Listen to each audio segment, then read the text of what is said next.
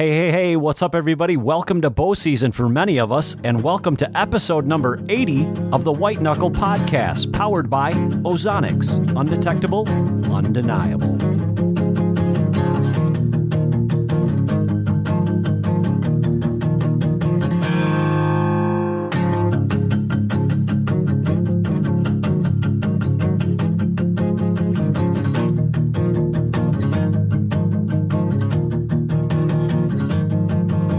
Welcome back to the White Knuckle Podcast. Today I have joined with me Shane Simpson up in Minnesota. Some of you may recognize the name from his web show, Calling All Turkeys, that he puts on, which is put on also by Mossberg. And the reason we've got Shane on tonight is because our last guest, Scott Cronin, put me in touch with Shane. And although you may have heard of Shane as being a turkey hunter, he's recently got into using dogs to track deer, which certainly got my attention. I think that's something that a lot of people are interested. Welcome to the show, Shane. How's it going? Pretty good. I appreciate you having me on, Jason. Yeah, my pleasure. You know, I asked you before we went on the air here where you were from, and I didn't realize that you were so close. I got to ask, just right off the bat, I realize your dog primarily tracks deer, but do you do a whole lot of bear tracking ever? No, I haven't had any calls for bear, actually. I'm not opposed to it, and with bear season going on, I think it started, last week in Wisconsin? Yep. Is that right? So I was waiting for maybe a call, but it's not something top of my priority list, but if I get a call and it's within driving distance, I'll go give it a shot. She's trained, specifically to track deer, but I've toyed around her with tracking other things, like took a turkey wing and kind of drug it through the grass and hid it. I actually had my daughter one time take her flip-flops off and go hide over in the neighbors and had her track my daughter down. So she'll track any scent that I put her on. So I think she would find a bear, but she primarily works for deer. Okay. Makes sense. So what's the dog's name? Callie. Okay. And what kind of dog is it? She's a blue tick Coon Hound. Really? Okay. Yeah. When I was looking to get, now I've always been, I wouldn't say I've always been interested in tracking dogs, but I've been interested for a while. And I'll give you a little backstory on how I got into it. I was down on a turkey hunt down in Illinois, and there's a guy down there, they call him Tracker John. Sure. And he's tracked a lot of deer for some of the TV shows, the big names in the outdoor industry. And we sat around one night, and he was just talking about his tracks and everything, and they were so intriguing. And I'm like, man, I really need to get me a tracking dog one day. That just sounds like a lot of fun. Plus, you're helping people, recover their game when they feel just totally lost when they can't find blood or anything.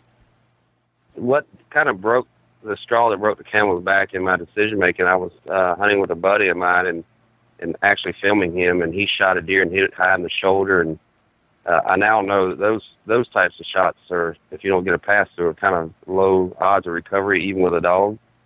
But at the time, we searched and we didn't really find any blood, and we did a grid search the next morning. We with a couple buddies, and we searched, I don't know, seemed like 100 acres. Back and forth. But at that point there, I said, I need to get me a dog. I want to get a dog and train it. So I was looking at getting, a dog a dog best suited for that. And I went online, and a lot of people were using these wire-haired Dachshunds. Oh, sure. They're little small dogs, but they use them in Germany or in Europe a lot, and they're really good. And they're great for the dog handler because they're not a real strong dog, so they can't just pull you around. Right. But my issue here in Wisconsin, and hopefully one day in Minnesota if they legalize it, there's a lot of wetlands around here. And so my question to some of the veteran trackers was, what do you do when you're in a swamp or marsh tracking a deer with those little dogs? Well, they said, most of them said that they had to pick their dog up and go to the dry land and kind of help them, hopefully they can pick up the track where the deer came onto the dry land. So that right there made my decision. I wanted a taller dog, something that would be able to go through somewhat of, a foot or 2 foot deep water. Sure. I was looking at beagles, and they're still kind of small, and beagle prices were just outrageous. Everywhere I looked for a beagle, they were, a couple $1,000, it seemed like. And I finally came across a guy that had dogs he used for bear hunting, and I guess he had way too many of them, and he needed to get rid of them, and so he was selling them pretty cheap, and they had a pretty good bloodline, and so I picked one, let my daughter pick one out, and went from there. She's turned out to be a really good dog as far as tracking deer, but she is a handful when you're tracking, especially if you get on a hot track. She will pull me right through the woods. Sometimes it feels like I'm just flying behind her in the air. So it's it's not the most pleasant thing when she's really pulling hard, but she's starting to calm down now that she's in her second season and she's gotten a little older. When I've taken her on training missions, she seems to do a little more methodical search, and she's a little slower. She's learned not to pull me so hard. Sure. So I think it's just age thing coming about that's helping in that regard. But she's turned out to be a pretty good tracking dog. That's awesome. Was it hard to... Okay, let me back up a little bit. How old is she? She was just turned 2 last week, September 8th. Okay. So she's a really young dog. And how long did it take you to get her all trained up? I started training her as soon as I got her. I think she was about 8 or 9 weeks old when I got her. Mm-hmm. And the first thing I started doing was letting her play with a little deer leg, and I had some deer hide also. And I would let her play with the deer leg, and she was all excited about it. Then I would drag the deer leg around the house and hide it in certain places and let her find it. And so then I took her outside and started laying some little short tracks, 30 yards, and made them pretty easy. And using deer hides with a lot of scent on them. They got that skin, a little muscle still attached, so it puts down a lot of scent. Doing some liver drags also, beef liver, and just dragging that across the ground, and just helping her learn, what the smells mean, and letting her brain analyze all that. But she did pretty good from initial start. Their training, she's always done pretty good. It's kind of, I guess, naturally in those dogs to be able to scent things out like that. What I was doing though, I was leaving raw beef liver, and she loved it. I would leave that into the fake track as a reward, and so she learned that if she wanted that treat, she better find that, follow that track. Sure. And so it didn't take a whole lot of effort on my part to get her to where she's at. I think the most important thing was doing it often enough that she learned, and we learned how to work with each other, and for me to start learning signs of what her body language meant when she was tracking. And I'm still learning all that, but I've got a season of tracking under my belt, and so we're starting to click really well, I think. I've got to ask the first question that came to mind, separate from the whole dog thing, is: do you see a difference when you're out tracking, these wounded deer? Do you see a difference from one kind of broadhead to the other? And maybe that's a question that you get asked often. You get to see a lot of different situations, I'm sure. Well, actually, I just posted some graphs on I have a Callie Facebook page. It's called the Callie Chronicles, and oh yeah, okay. So this fall we're going to start documenting our tracks with video. Mm-hmm. It's going to be a very difficult thing. I was just finishing up this afternoon, wiring up some cameras and lighting in my truck so that I can kind of record calls and as I'm traveling to and from, just to get the viewers, a little insight on what we go through and all the details of a track. And they can go to that page, and there's a little video intro telling what we're going to cover in that. But on that page, I just posted some of the information from last year, some of the data that I collected, because every track I went on last year, I would, get the information. What were they shooting? Crossbow, bow, gun, or whatever. What broadhead? Were they in a tree, on the ground? Were they hitting the deer? All these different factors. Was it a pass-through? Was it not? And all those graphs are on that page. And I think the total, I did 38 tracks last year. 2 were guns. So 30 out of 36 tracks with a bow, 25 of them were mechanicals, and 11 were fixed blade. Really? out of those, so most of them, I think, what is that, 60 some odd percent or 70%? I can't remember the percentage off the top of my head, but a large portion of them were mechanicals. And out of those mechanicals, we had a very low success rate of recovery. It was somewhere along the lines of 30 or 40%. Whereas the fixed blade broadheads, we had a 64% or something like that recovery rate. And a lot of that, I think it's just the penetration. Only 20% of the calls for mechanicals were pass-throughs. The other 80% were not pass-throughs, obviously. Whereas the fixed blades, 80% were pass-throughs and 20 were not. And so you had more internal damage with those pass-throughs. Obviously, the arrows, not just hitting one lung, hitting possibly two lungs or catching the liver or gut. And so you had a little more internal damage, I think, that helped. And so, I mean, everyone can go in there and look at all those graphs, and that's just one season out. So those stats may change, but I just thought it was interesting in that first season seeing that. And that doesn't prove anything, but it's interesting to see that data. It could be what a lot of people tell me is with mechanicals, they think that a lot of people just aren't setting their bows up properly for mechanicals. Not enough momentum in the arrows or heavy enough arrows, Sure. Not enough weight. So there's a lot of factors going on.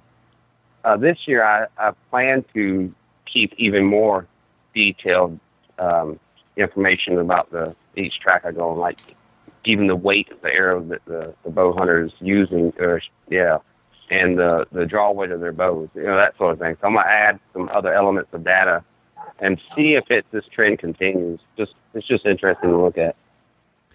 I ask you the question thinking I probably knew the answer just based on an acquaintance's comments. He's recently gotten into tracking deer with a dog, and that would be his opinion as well. And I don't know how much he's done to come about those opinions. However, I do know that he definitely feels that mechanicals there's something behind it at least. So I was curious if you shared that same opinion. It's consistent across the board with trackers. We have a private group among our trackers just so we can share tracks if someone gets a call and they can't take it, that sort of group, and share information. And Sure. One of the things that's consistent across most trackers, or everyone I've talked to, is it's about the same odds or the same rate that I'm getting. So likely what I'm documenting is going to continue, but I'm still going to document and see if it in fact stays true to those call rates for mechanicals versus fixed blades. Is there any other common thread that you see from one bad situation to the next? I guess there's a lot of things I see out there. I bet there is. One of the biggest problems, or I guess there's a couple of issues I'll touch on. One of them is people's idea of what good blood is, a large amount of blood. And I've had so many calls, I got good blood, we follow blood for 100 yards, and you get there, it's just drips and drops for 100 yards. I could have left more blood if I'd just paper cut my finger or something.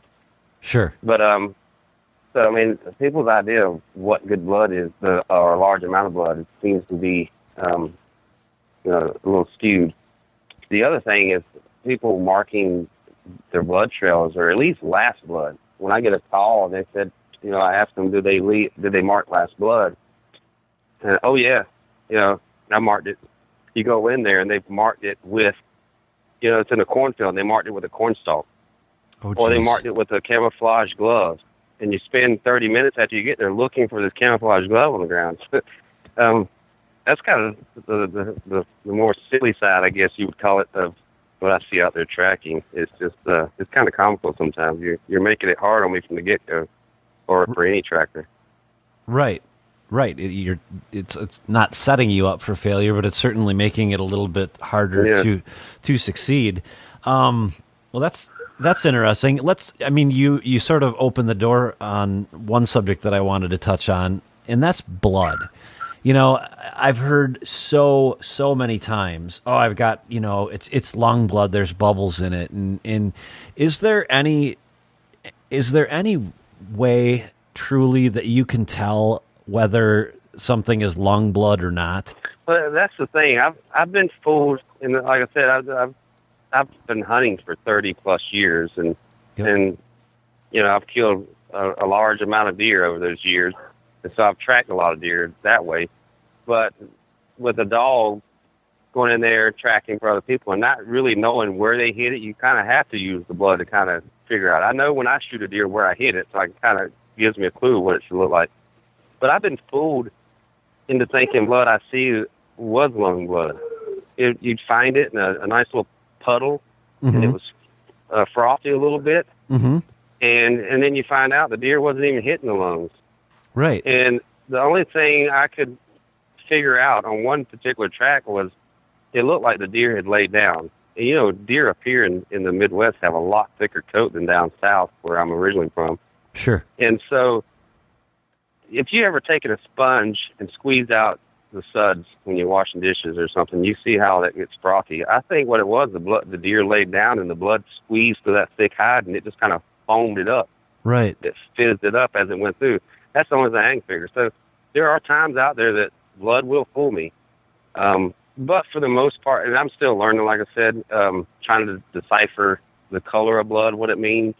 Bright blood could be just, highly oxygenated muscle blood, or dark blood is usually liver or gut or something like that. You get a little bit of bile mixed in with it. Mm-hmm. So, I mean, it's a learning process for sure. But there's some times for sure that the blood tells me one thing, or I think it's telling me one thing, and I'm totally wrong on it. So thank goodness for a dog. Yeah, right. Exactly. That's why they're becoming more and more popular. So it's safe to say then that long blood is probably going to be on the lighter side of red, and a meat hit typically looks like. Yeah, or a gut hit is probably going to be the darker side of things. Yeah. And it seems like I've had, well, like the deer I shot last year, for instance, I did shoot it with a mechanical head. Or no, excuse me, I didn't. That was 2 years ago. This last year I did shoot it with a fixed blade head, and I didn't see it drop, but I smoked it right, all three blades right through the heart, and it was all really dark blood. Is that primarily because it's in the heart, in sort of a meat hit, or is it? I think blood is. Correct me if I'm wrong. I'm pretty sure blood is brighter the more oxygen is in the blood. Correct? The darker, the more it's depleted. Yep. So doesn't the heart have like blood returning to it from the body after it's passed through and drained it of all of its oxygen, and then goes to the lungs and reoxygenates it? Yep. So maybe it got one side of the lung where the blood that was being sent back to the lungs hadn't been oxygenated again yet. So maybe that's why it was a little darker. Yeah. I mean, that's the only thing I can think of. It's like I said, I'm still figuring all these things out, and I see blood that comes from parts that you think should be a certain color, and it's not. And being able to tell where the blood comes from or what possible organs were affected by the shot really is important to a deer tracker or tracking the dog in determining how long you wait before you go in there. Obviously, if I see what looks like liver blood, I'm going to give it at least 6 hours before I track. And if it looks like gut, then maybe 8 to 10 hours minimum. Depending on the conditions, the weather, a lot of coyotes around. You got to make those decisions right then and there of when do I make this track, and you got to be able to figure those signs out. Some of these veteran trackers I talked to, they've really figured out of 20 years of tracking or 30 years of tracking or more, they can, at a glance, and not just dog trackers with dogs, just veteran hunters, they can glance at it, and tell you a lot about it by just looking at it. One thing that sort of ran through my mind as we were talking there is just simply the situation that you get yourself in. So you're in basically in the suburbs of Minneapolis, right? St. Paul, north suburbs of St. Paul. Yeah. North suburbs of St. Paul. Yep. Okay. So what's too far for you to go? Well, I really don't have a fixed distance as long as I can include multiple tracks in it. I usually stick to less than 2 hours away. Sure. Like last year, I went to Black River Falls and down to what's the name of that town down there? I think we're 94 in Tomah. I went as far down as that. Okay. So that's a couple hours away from here for me. Okay. Well, I actually took one in Wausau. I think it's about 4 hours away. Yeah. But that I only took that one because I had a track on the way the next morning. This was all the next morning. I think we shot them that evening, and couldn't find it. And so I had a track lined up on the way and had 2 tracks in Wausau. And then I got a call on the way to Wausau, another track back towards my house on the way home. And so I took that one just because of the multiple tracks. And so that helps. You know, last year was my first year, and my dog wasn't proven. And I didn't want to charge someone $100 to come out there with a dog that was unproven. And so last year I was basically just charging $25, which would cover most of my fuel. And then if you wanted a tip, then fine. If not, so be it. So I was doing a lot of calls last year, basically for nothing. But the hunters were really grateful, and they tipped well, I'll just say that. So I didn't really need to charge much. This year, just because I had some calls last year, somebody would call me out, and then en route, they decided to go ahead and look themselves anyway and find a deer, or they decided just to cancel the call for whatever reason, you know, and I'd invested time and money, or I'd go out there and it was, I don't know, there's just a myriad of reasons. I can't charge just $25 this year. So this year I had to bump my rate up a little bit to $40 to come out and track. And then if I recover it, then like for a buck, if I recover a buck, I'll charge $60. And for does, I won't charge anything for that. I'll just charge the $40 to come out.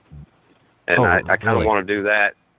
I want to do that to keep people from deterred from calling me to track a doe.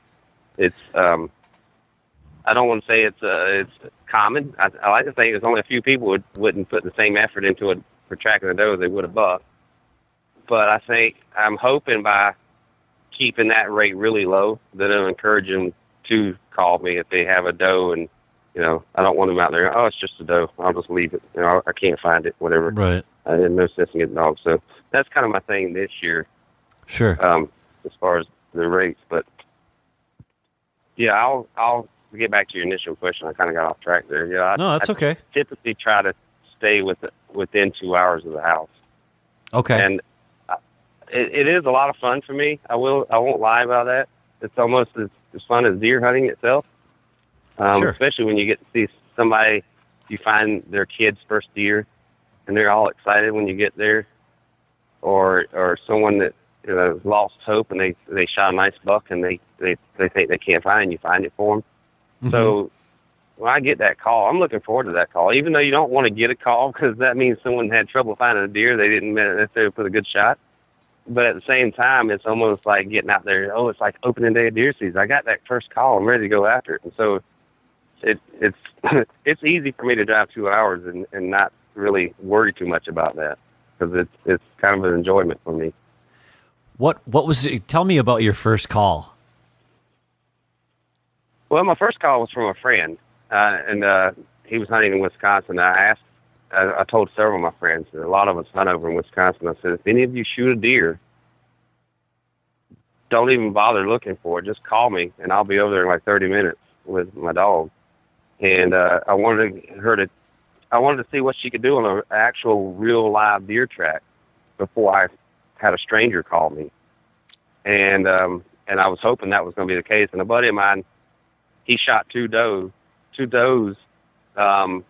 like the opening weekend. And so I got out there. The first one he thought he saw go down off in the distance. He wasn't sure, but he thought he did. And the second one he just saw it run out of sight, and he lost it. So I put her on the first one, and she went right to it. She found it in 17 or 57 seconds or something like that. Oh my goodness. Okay. Yeah, she's had some really fast recoveries. The second one, we actually jumped that deer, when I went to track the second doe for him, and it jumped up, and I saw after we continued tracking, Callie started barking and pulling, obviously because it's a fresh track now. The deer just jumped up, and I saw what looked like gut shot material in the mixed with the blood, and so I called the track and came back out the next morning, and she picked up right where she left off the night before, and it took me straight to that deer in like a couple minutes. Really? So that was the first one, and that really impressed me. I was like, yeah, she knows what she's doing. Yeah. And I wanted to touch on the speed factor a little bit. There have been a few tracks where she just, I guess the conditions were perfect, that she just blew through the woods and found a deer. I got a call northeast of here, in Wisconsin. The guy had shot a big deer. We'd had some snow, but the temperatures had warmed and it melted, and so there wasn't any snow left on the ground, but the ground was really wet. And he shot the deer, and it was a really big deer, and he got down and looked for blood, and he couldn't find any blood initially, and with all the water, and it was kind of sprinkling rain a little bit, he was worried that he'd lose the track, so he called me up there. I was on scene like, I don't know, an hour or two after he shot it. Sure. And I put Callie on the track, and I said, so which way did the deer go? And he pointed, went around this side of that pine tree. So I put Callie on the track, and she tried to go around the backside. And I was like, you sure it went that way? And he's like, yeah. So I put her back on the track. She started to go behind the tree, and I said, she wants to go this way. And I said, I'm going to let her go where she wants to go. I'm going to trust the dog. Yep. And so I have a little timer on my tracking app that tracks just not only the time, but the path with GPS. And so I said, Callie, find it. And she took off, and I was literally running through the woods. And we covered 600 yards in 3 minutes and 17 seconds and found that buck. And he was a giant. He was 250 plus at least. Really? So yeah. But she had no problem taking me right to that deer. And I think it was just that wet ground and being so soon after the shot. And he made a great shot on it. What had happened is he had a lighted knock on it, and after the arrow passed through, it hit a twig and bounced around. And so he saw that lighted knock kind of wiggle through the air. He thought he had hit something bad on the deer, and he actually double lunged it. Oh, really? But that deer still ran. Yeah, that deer still ran 600 yards. But it was good and dead when we got there. You just mentioned a double lung shot, and it sort of begs the question: how often do you think people are misled by either what they've heard or their personal experience in terms of pushing the limit? And I guess what I'm thinking of is, double lungs typically are good, but there's always the rare occasion that it's just an odd deal. And is there any common do's or don't? Is there any common do's or don'ts that you've learned just in the year of doing this? Well, the biggest thing is just because you think you have a great shot right through the vitals doesn't mean that deer went 70 yards or 100 yards and expired. The deer are really impressing me. From what I'm seeing as a tracker and what I'm seeing from other trackers, we share trail cam photos after a track. The hunter may send the tracker and say, hey, I got my deer on trail camera a week later, 2 weeks later. For instance, this one guy shot a deer, double lunged it, had it on trail camera like a week or so later, and you could see the wound right behind his front leg, perfect where you think it'd be a double lung. There's no way to know for sure that it was a double lung unless you did an autopsy, but from where it looked like it hit, it looked like it would have went clean through both lungs. And here this deer is still living. I actually did a track myself last year. Now I produced a video about this track. I sat down with a hunter and did a little interview. So that is on the Callie Chronicles page. It's about a 45-minute long video. But the hunter shot that deer at like 5 o'clock in the evening. He's a friend of mine, so I told him, don't look for the deer anymore. He'd already jumped it once, and I said, I'll bring Callie down. So I got Callie down there, and they can watch the video and see all the details. Long story short, we found this deer 1.3 miles later, and the next afternoon at 3:30. So 22 hours later, we tracked this deer. It turned out it was a double lung and a liver hit. Oh my goodness. The one lung that it hit really good, had a huge growth on it, and the other lung, it just clipped the back end of it, and then it clipped the part of the liver as it went out. So it wasn't a center punch liver. It wasn't center punch on the second lung, but it was on the first lung. And we theorized that maybe that deer just wasn't using that one lung very much, and so it didn't really hamper it when it had an air their way through it. So it was still living off that other lung, and then it took the liver injury to finally put it down. Now, I posted that video earlier this year with that story and that interview, and then some new revelations have come about, and I haven't told anyone about this. Yet, but I was talking to one of the neighbors that lives in the area, and he says one of his neighbors shot that deer before my buddy shot that deer. He shot it earlier in the season, and he is fairly confident it's the same buck. He didn't get a pass through, and he never found that deer.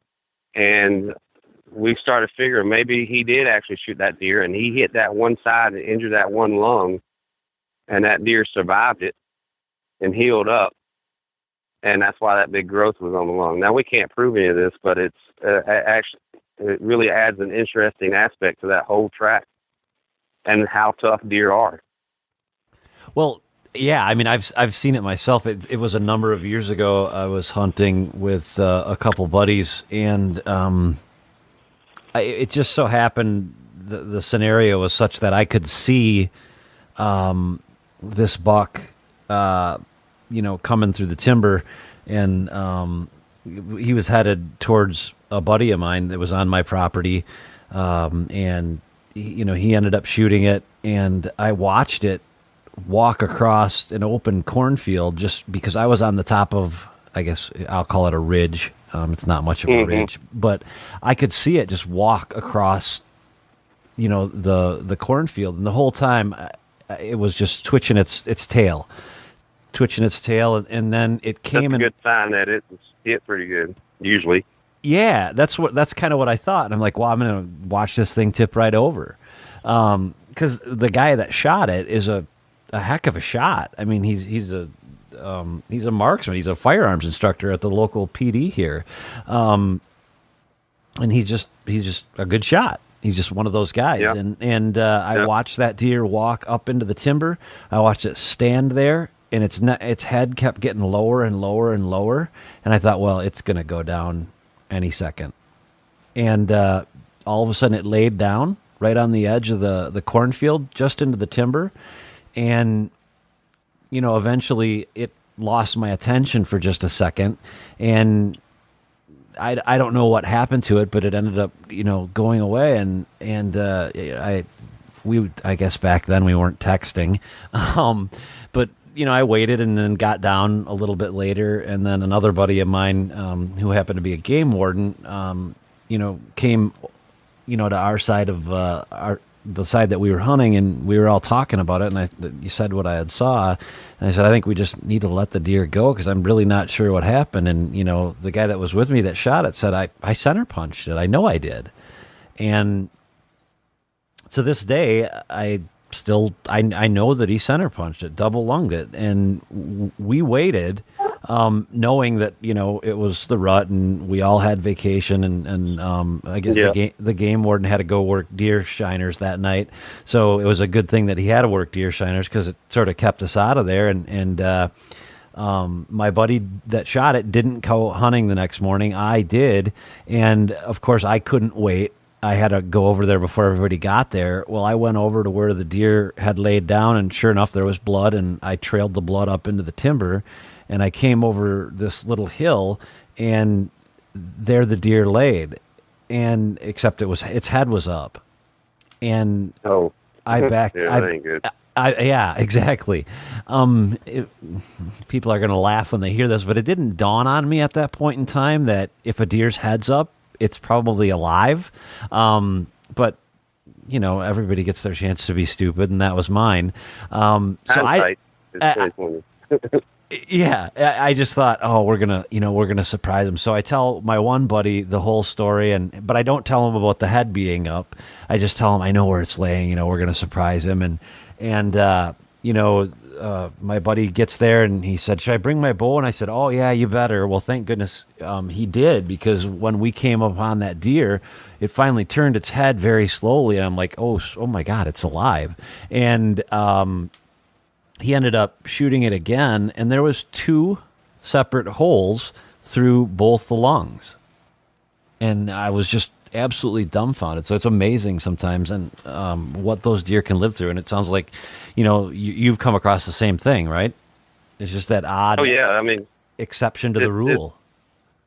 I always expect to find the deer dead, and I did last year. And I know better now than going in my second season of tracking. And I was talking to one of my buddies. He has a doctor friend and another friend that's really knowledgeable about deer stuff. And they were telling me that deer can regenerate blood much faster than a human can. And if you shoot a deer, especially like one lung shot, and they've lost some blood, and you give them a chance to lay down and bed down, their body starts regenerating blood and producing more blood to replace what they've lost. And so one of the things they tell me is, if you are pretty confident it's a one lung shot deer, get a dog on it quick. And even though we had to track on a leash, just keep tracking that deer, even if you're pushing it, because they can't sustain themselves on one lung. Their body is just depleted of oxygen, and it'll finally expire. And I actually had to do that last year one time, and we recovered a deer that way, because the deer was laying down and recuperating to some degree. And then when I finally got the go-ahead to just keep pushing deer, it didn't go another 200 yards, and there it was, barely could move, and was taking its last breath when we got to it. That wouldn't apply always to the normal situation. Would it be fair to say that you wouldn't do that if you didn't have a dog on it? Well, the dog really makes it easy, because especially when you just jump the deer. Sure. Callie's barking now. I don't know if you can hear her. Yep. She knows the season's almost here. She's been raring to go. But anyway, with a dog, it's easy to make that decision. Mm-hmm. With a person tracking, you can't really track it fast enough to keep it going. You know what I'm saying? You got to look the blood. So in that case, try to get a dog on it, or just give the deer more time, and hopefully it was a good enough shot that maybe you got one lung and part of the other, or maybe you clipped the liver. And so, it's really hard to push a deer with just a person tracking it. Dog makes it a lot easier. Right. People that track, wounded deer with dogs, it's becoming more common. Is there a place or a website or something that you would recommend as a resource for someone to go that maybe doesn't live close to, the city that you live in? Is there a website that you all post your stuff on, or how does one go about finding it if they live in East Overshoe, Wyoming? Well, I'm part of a group called the United Blood Trackers. And you can go to their website, unitedbloodtrackers.org, or I think .com will take you there also. And now there's a lot of members in there, and they have a interactive map that if you just go type in your zip code, it'll bring up a Google map type thing, and it has a pin drop where every tracker is in the United States that's a member of the United Blood Trackers. It's almost every state. If you go to Wisconsin, you'll see a large cluster of trackers in Wisconsin in the central to southeastern part of the state. There's a lot more people who live that area of the state also. And there's a few over here on this side. So you can pretty much find a tracker there. Not all trackers are members of the UBT, though. So Google is a good friend of yours, or Facebook. You can go on Facebook and just search for dog tracker, and it'll bring up results of people posting on Facebook. And there's a lot of pages. There might be a tracker in Alabama that he's not a member of the UBT, but he tracks deer. So UBT or United Blood Trackers should be your first stop. It's the easiest way to find a close tracker. But if there's not one nearby, you can just do a Google search. I will say this. Go ahead and find your tracker now and find several of them in the area. Because once the rut kicks in, we can usually handle most calls during the first part of deer season and into October. Well, as it gets closer to the rut, and there's a whole pile of people hitting the woods in, taking their vacations, and the deer activities increase as the rut comes along. There are trackers that get overwhelmed with calls, and I feel so helpless sometimes. I'm on calls myself, and people are calling, need a tracker. And it's like, well, I'm tied up. You can call this person. I've already tried that person and this person and that person. They're all tied up. So you better find it's a good idea to find out who your trackers are and find multiple ones within, a couple hours drive of you. That way, as soon as you run into a problem recovering a deer, you can call them right away. You don't waste time searching on the internet or different websites, especially if you're out in the woods and you have limited service. Is there states that do and don't allow dog tracking of deer?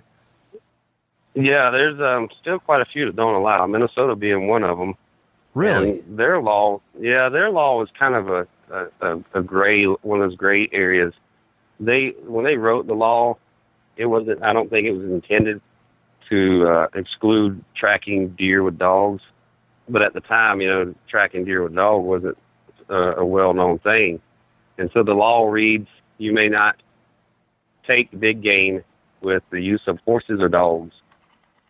And realistically, I'm not trying to take big game. I'm just trying to help someone find it. But when I contacted the DNR, they say their definition of take is pursue, attempt to take, blah, blah, blah, all these different things. And so tracking a deer would apply with a dog. That's too bad.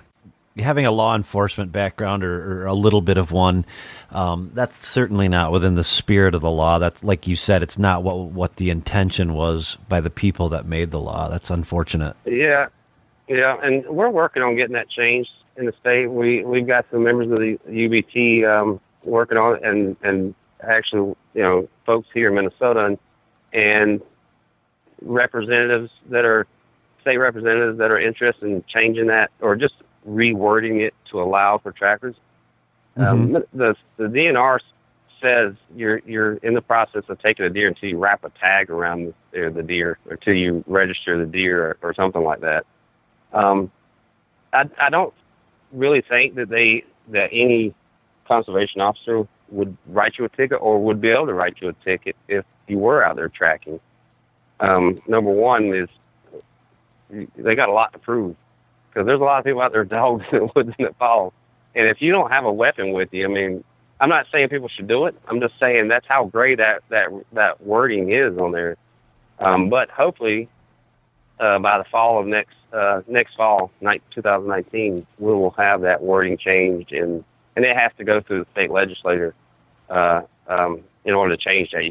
DNR can't change it. No, right. Which is a good thing. Yeah, and I can't remember off the top of my head. I think there's something like 6, 8 states maybe that don't allow tracking dogs. There's not very many.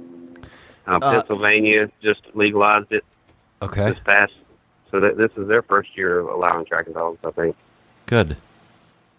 Yeah, I can't understand why it would be an issue, but I guess it is. And again, it's probably goes back to something that happened a long time ago, which maybe was taking deer by using running deer with dogs. Running deer, yeah, exactly. Which is still legal in the South. In South Carolina, where I'm from, you can run deer with dogs.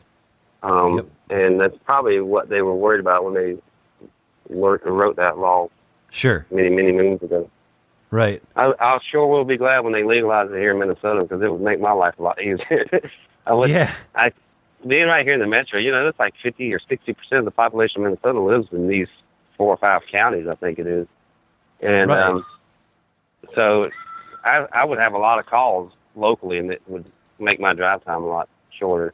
But yeah, that's so a lot of the tracking that you do is in Wisconsin. That's all where I go. Now, I did get a call last year, guy begging me to come down to Illinois. And I guess the trackers down there were tied up. And Okay. I think I get some calls from people that see my posts finding these all these big deer, and they must think, oh, Callie's a superstar tracker. She's the best of the best or something. And folks are calling me from way out. I had one guy call me from Iowa, and I was like, I would really love to help you, but number one, it's illegal in Iowa, and number two, that's a long way for me to drive. I can't make it down there. So there's people out there desperate for the help, and unfortunately, we have our hands tied in some of these last few states that you can't track in. Right. So yeah, all my tracking's in Wisconsin, west central Wisconsin. Okay. Do you do a lot in Buffalo County, Trempealeau County, that type of stuff? I mean, you're not far from there. Okay. Yeah, I did one in Buffalo County last year. Okay. And I actually took because my hours allow me. I get my 40 hours in 3 days of work, and then I'm off for 4 days. And last year, I actually took those 4 days and left my area here and headed down towards, not to Madison, but not far from there, Tomah, and in between Tomah and Madison, because those guys were overwhelmed with calls. They couldn't get them all. And so because I was getting far fewer calls up here, I might get one call every other day, and those guys were getting 5 and 6 and 7 or more calls a day. I actually drove down there and camped out in my truck for several days, taking calls and just kind of easing some of the workload off those guys. Good Lord. Yeah, it gets hectic, and it's a good thing that more and more people are getting interested in starting to train dogs, because it's not to say that people out there. That's the first thing a lot of people say is like, my gosh, how many deer are people wounding out there? You got to remember, there's a ton of deer hunters out there, and out of all the calls we take, is really a drop in the bucket of how many deer are actually shot. Oh, so yeah. It looks more. It looks worse than it actually is. It's really a small amount in the big picture of people that actually need tracking dogs, and some of them are just taking precautions. Right. Exactly. Especially if they find a tracker that doesn't charge anything or charges a small amount. And like the one guy, he shot a deer and he really didn't look much. He didn't see any blood near the wounds where the shot took place, and so he called me. He probably could have tracked that deer. Who knows? I was flying so fast behind Callie, I didn't have a chance to see if there was any blood on the ground. But some of those calls are like that. If people are just being overcautious or just being careful, and they want to recover a dog is really good at recovering a deer quickly, especially with the heat we're going to have this weekend. Yeah. If I'm not hunting Wisconsin myself this weekend, I'm hunting Minnesota. But if I was hunting Wisconsin and I shot a deer and it ran off, I wouldn't hesitate to put my own dog on there just to recover it really quick. And that's what brings up another thing. People think that just because we have a dog that we'll take shady shots, or just because the dog is available to a hunter that they'll take shots that they probably shouldn't. I can speak for myself, and it's probably the same thing for others. The last thing I'm thinking of when there's a deer in front of me and I'm about to draw back is a dog. That's the last thing that crosses my mind. Right on. I don't want to. Yeah, I don't want to work any harder than I had to. I've already put in a lot of work to get to where I'm at. Right, exactly. Nobody's out looking for extra work. Yeah, let me just shoot in the back leg, and I got a dog. That thought never crosses your mind. Right, that story's going to end badly. Is there? And I don't want to take your whole night, and I know we're running out of time, but I'd like to ask you just a couple more questions. If somebody in a large portion of our listening audience, actually is all around the world, but a significant amount of them of our listeners are in Wisconsin and the Midwest because it's a big deer hunting area. But if somebody is going to give you a call, what if you could set up the perfect situation in terms of, let's assume it's a bad situation, but what are the best things that they could do to make your job easier once you get there? Okay, I'll just touch on, I guess, my easiest tracks and what went right, and that I guess that'll help. Sure. if one guy I tracked for, when he was tracking, of course, he didn't think he would need a dog. He marked his blood trail carefully. He tied a little flagging in the tree above it. And that's a good idea to do in general, just so you know the direction of travel. But it also helps the tracker because we're going to bring the dog in and start it like at first blood. Yep. And to verify that our dog is on the correct deer, because I guess I should explain how they're tracking. She's tracking just like people have their own individual scent. Each deer has their own individual scent. Okay. If 3 deer left one spot and ran off to the woods in different directions, my dog, I can't speak she doesn't speak English, so I have to point to the ground and say, find it. And she has to figure out which deer am I talking about. And so she takes me on the track. And if I don't find any sign or any blood, I have to bring her back and start her again. This is for someone that didn't mark their trail. If I come in there and start the dog and someone clearly marked the trail with flagging like this fella did, she's going through the woods and I'm watching her make every turn around every tree and there's flagging in the tree. I know she's on that deer. She's gone 200 yards and stayed right on where that flagging is. So that's a really good idea. If you mark your trail, not only for yourself, but with tissue or flagging or whatever, it really helps the tracker when he or she comes in there to start tracking. Mark last blood well. Don't use a camouflage glove. Mark it where it's easily visible, and mark it with something different than what you were marking the blood trail with. If you were marking it with flagging or tissue, make it obvious that that's last blood. So when I start tracking, say, okay, I tracked it 200 yards and I marked last blood with a big old pile of tissue or something, or whatever you marked it with, different than the road trail. That way, when I'm tracking, I get the last blood. I know that's last blood, and we zip on past it. Now we're on our own. The other thing is, do not grid search. If it gets to the point that you think you need to call your buddies, call the dog first, because if you get a bunch of your buddies and they're grid searching, your boots are picking up that deer scent from the ground as you walk. Right. And now you're making 10 or 15 different false trails. And that actually happened on a track with me. I asked the folks, do they grid search? Oh, yeah. Oh, we searched. I was like, well, that's not really a good thing. Oh, it's not? I was like, no. And so I put her on the track, and she went to where last blood was, and then she made a big loop and went right back to the hunter's blind. I said, when you lost blood, did you circle around on that path and go back to your blind? Yep. I said, well, she was following your footprints where you'd picked up blood and deer scent. I restarted her, and the next time, and she's good about once I had to restart her, she tries to figure out, okay, that must not have been the right deer. Let me pick a different one. So when she got the last blood this time, she took a left and followed the correct trail and went to the doe that the hunter had shot. But on the second try, she went to it. So don't grid search. Mark your blood trail well. Mark last blood well.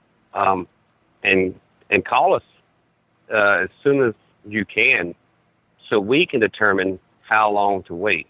And we're going to ask you a lot of questions where, obviously where you think you hit the deer. Was it a pass-through? What kind of blood are you seeing? If you got pictures, can you send it?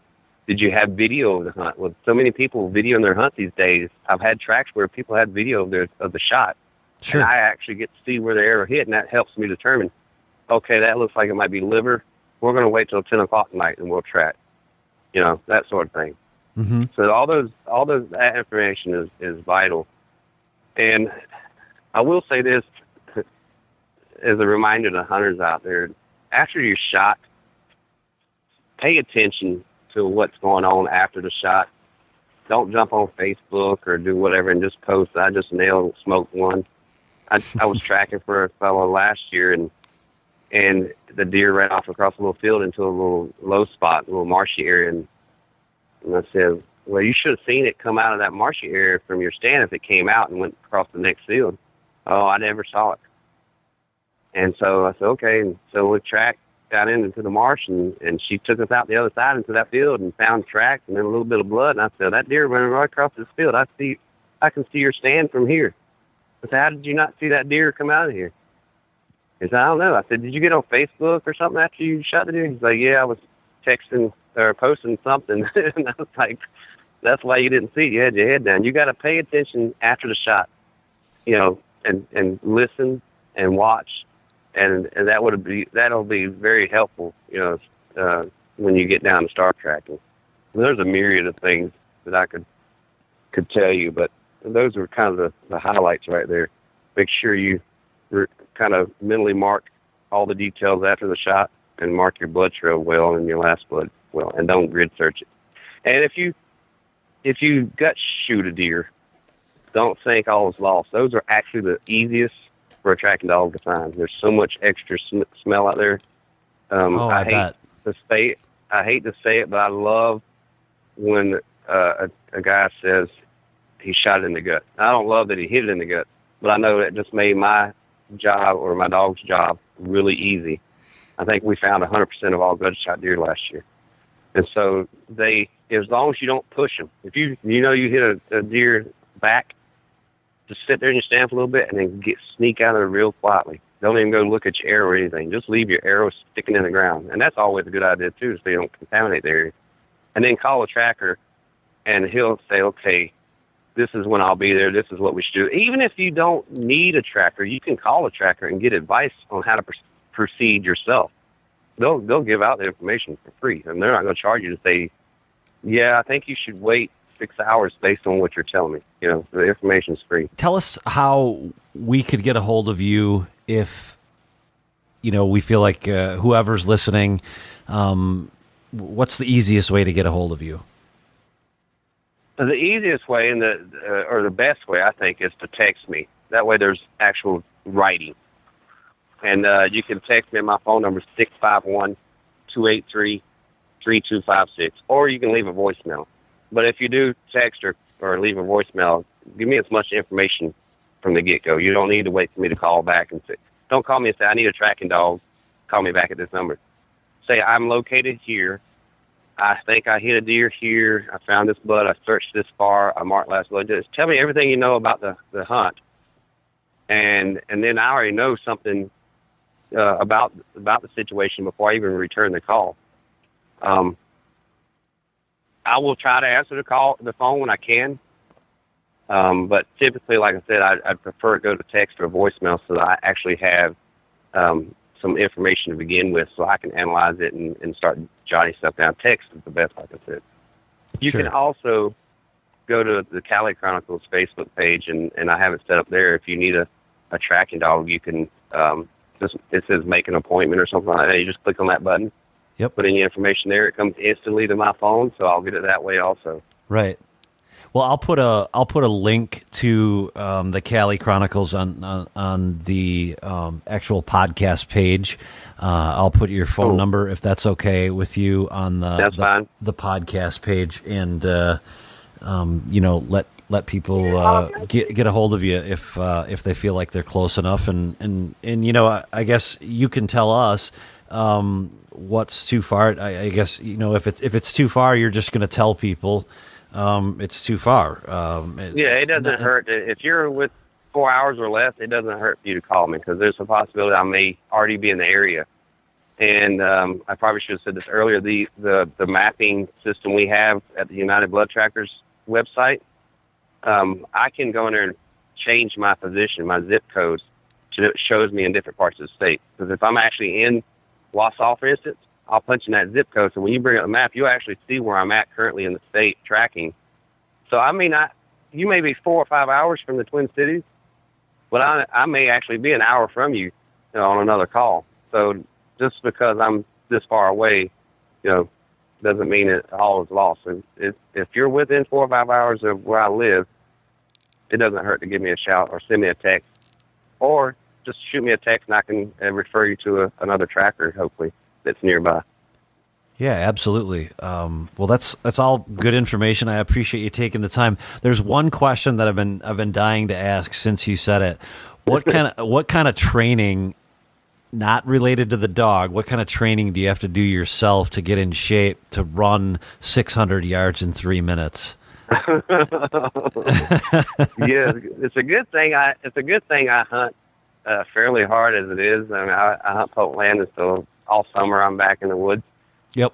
But if you have a dog like mine, you better be in some really good shape, because you're going to be scratched up and torn up. My arms last year were shredded, and I quickly learned that I need some eye protection, some goggles, safety glasses while I was going through there because my eye got scratched up. I don't know how many times. If you're using one of the smaller dogs, you probably don't need to be as in quite good of shape, the slower ones, but you still need to be in good shape because, especially if you're in the bluff country of Wisconsin and Minnesota, so you know how those hills are. I do. And I tracked a deer, several deer there last year, and my goodness, my legs were so weak that I could barely stand on there just shaking because I think my body had burned up all the sugar in it, and I was running on just fumes. So I mean, it's not for the average person. I will say that you better have a little bit of fitness in you. I can identify. I hunted public last year, and I did a lot down in Richland County, which is all hill country, very similar to what you're talking about. And I lost 18 pounds in the process of the from I'd say August through the end of November, and it definitely gives you a greater appreciation for folks for sure. It was funny this year. My son, when we went over, I ended up getting a lease this year over in Boscobel, which is in the southwest part of the state, but still a driftless area and very hilly and that kind of hill country terrain. And he's like, Dad, I just figured out why these guys always have good football teams because these guys all have legs the size of a 55-gallon barrel. I bet. I said, I'm doing like Dan Infalt now. I'm hunting these marshes and stuff, and although they're wet and nasty, they're flat. So I don't have to climb up all these big hills. And luckily for me, that I do have a private chunk to hunt in Pepin County in the hill country. But if I shoot one there, we'll just take the UTV down into the woods and get it. So I don't have to worry about those hills unless I'm tracking right now. Nice. Well, hey, thanks so much for taking the time. And like I said, I'll put those links on our Facebook page. And if you have any final thoughts, marching orders, whatever you can think of, let us know. Well, I mean, I think I've covered everything. I really appreciate you considering me, having me on. It's our pleasure. A lot of good trackers out there, and don't be shy to talk to some of them too. They could probably tell you a whole lot more stuff than I could. But I really appreciate it. Well, there you have it, my interview with Mr. Shane Simpson. If you want to check him out, go to his Facebook page, the Callie Chronicles. You can find out the information that he referenced in the show. I'll have links to all of those places and the association that he belongs to and links to where you can find a tracking dog in your area if you need one. With that, I'll start to close out the show today. I just wanted to point out one quick thing that I forgot to ask Shane, and I felt bad that I didn't do it, is when we talked about mechanical broadheads, I'm wondering what the percentage of people that he tracked for were using mechanical broadheads, and I don't know whether that would have any bearing on the end results or not, but it's certainly worth asking. So hopefully we can get Shane to answer that in a Facebook post or something like that. I'll get in touch with him, and hopefully by the time this is out, he will have answered that question. With that, we'll start to close out the show today. I want to remind everyone that if you haven't figured it out already, I'm sorry, one more time, Ozonics is now factory ship direct. And what that means to you is you can get a great deal. And we've had a ton of people take advantage of the WKP Run and Gun bundle. Where you can find that bundle is at www.ozonicshunting.com/WKP. That's www.ozonicshunting.com/WKP. And you'll find the Run and Gun bundle there. I know after talking to the folks at Ozonics, many of you have taken advantage of it, and we're excited to be able to offer that to you. It's a great value. So with that, I will say good luck to everyone who is out hunting. Be safe, wear your safety harness, and that's it. Jason out.